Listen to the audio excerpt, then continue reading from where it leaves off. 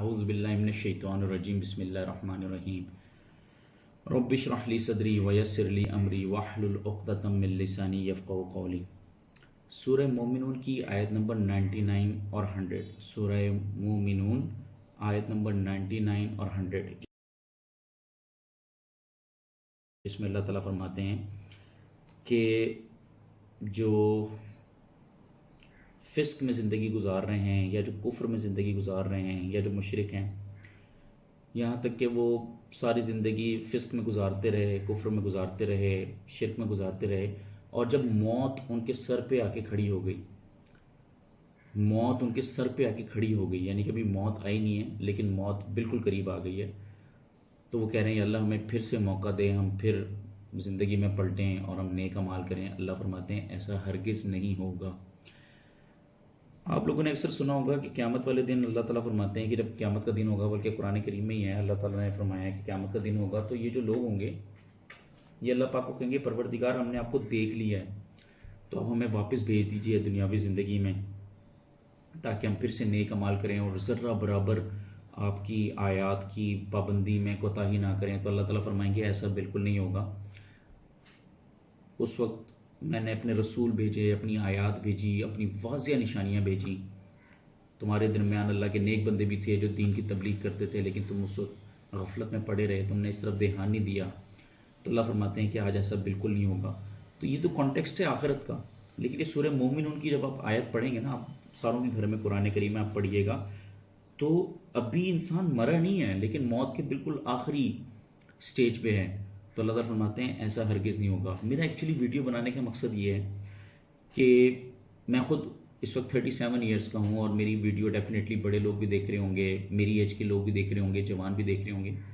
Sir हम अपनी life जब गुजार रहे होते हैं ना, ख़ासतौर पर ये जो जवानी का हिस्सा होता है, यानी जब हम बालिग हो जाते हैं इफेक्टिवली 18 साल से लेके 40 साल तक, इस एज में हमारे पास जवानी होती है, ताकत होती है, हर काम को करने की एनर्जी होती है।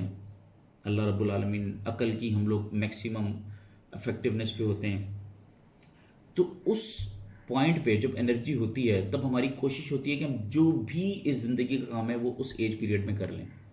जैसे अगर किसी ने कारोबार करना है तो उसके ज़हन में होता है बस यही एज है, अगर मैं इसमें अपने आप को स्टेबल कर लूँ तो मैं दुनिया का एक बहुत बड़ा बिजनेसमैन बन जाऊँगा। जिसने सिंगर बनना होता है वो ये सोचता है कि यही उम्र है, जिसने एक्टर बनना होता है यही उम्र है एक्टिंग की, जिसने बॉडी बिल्डर बनना होता है वो भी इसी उम्र में बॉडी बिल्डिंग करता है। कभी आप शायद किसी बॉडी बिल्डर को देखें जो 50 साल की उम्र के बाद बॉडी बिल्डिंग स्टार्ट की हो।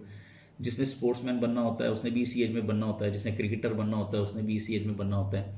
तो सर यही वो एज है जिसमें अगर आप कॉन्टीन्यूस शुक्रगुजारी के साथ अल्लाह की आयत की पाबंदी करते रहें तो यही वो एज है कि जिसमें अल्लाह रब्बुल आलमीन आपको सिद्दीकीन, शुहदा, सालिहीन वाला दर्जा दे सकते हैं। अब इसमें मैंने एक टेक्सोनॉमी बनाई हुई है, आप काइंडली इसको देखिएगा वीडियो में कि हमें किस एज में तौबा करनी चाहिए कुरान के मुताबिक।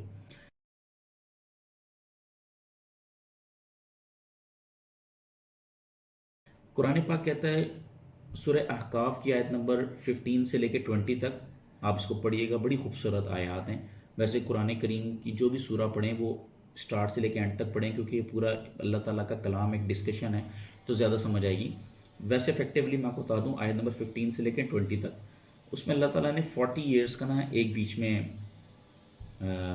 एक पॉइंट रखा है कि जो 40 साल की उम्र से पहले तौबा कर ले, या जो 40 साल की उम्र में तौबा कर ले, या जो 40 साल की उम्र के बाद तौबा करे।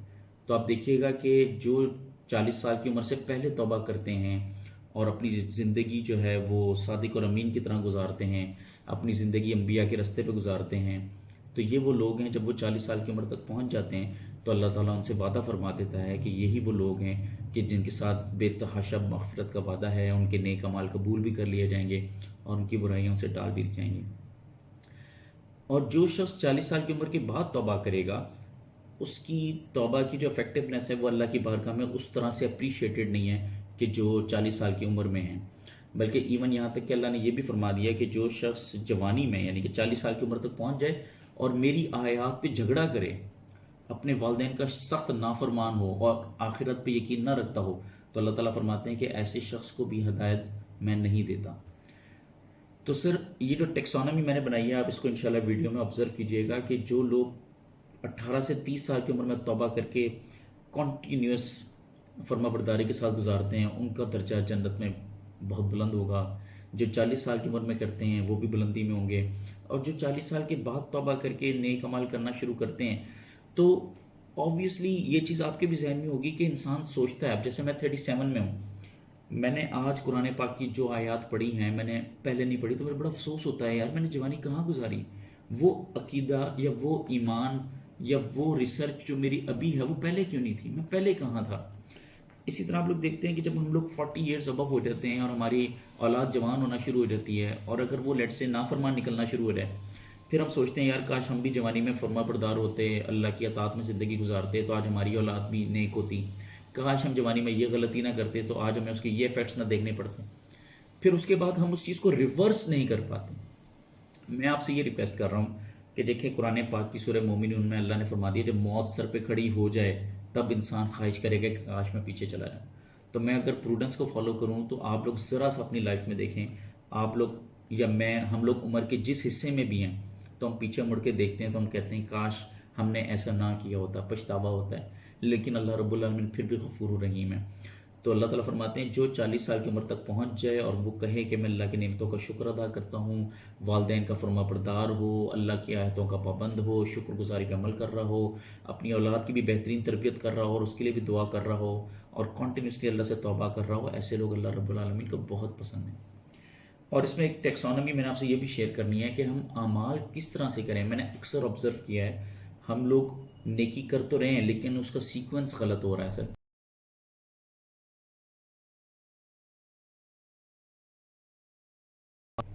آپ سورہ بقرہ کی آیت نمبر 82 سے لے کے 84 تک پڑھ لیجئے. سورہ بقرہ آیت نمبر 82 84, ابھی ویڈیو میں ٹیکسانومی چل بھی جائے گی.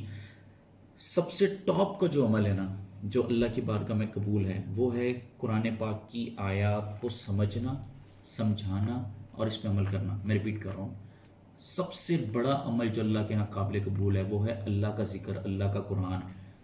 اس پر ایمان لائیں, اس کو سمجھیں, اس پہ تدبر کریں, اس پر عمل کریں اور یہ دوسروں تک پہنچائیں.